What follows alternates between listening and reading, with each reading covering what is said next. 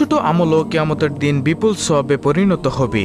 তাই ছোট বড় কোনো আমল ও সৎ কাজকে অবহেলা করা উচিত নয়। তাহলে চলুন এক এক প্রত্যেকটি দোয়া ও জিকিরের কথা আপনাদের সামনে তুলে ধরি। প্রিয় দর্শক, কাজের ফাঁকে ফাঁকে অবসর সময় আপনি করতে পারবেন আজকের ভিডিওতে এমন 10টি জিকিরের মধ্যে সর্বপ্রথম জিকিরটি হলো আল্লাহুম্মা ইন্নী আসআলুকাল আফিয়া ফিদ দুনিয়া ওয়াল আখিরা।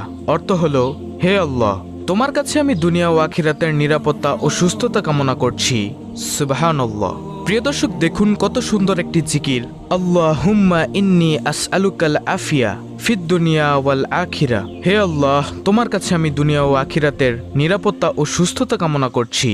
সুবহানাল্লাহ।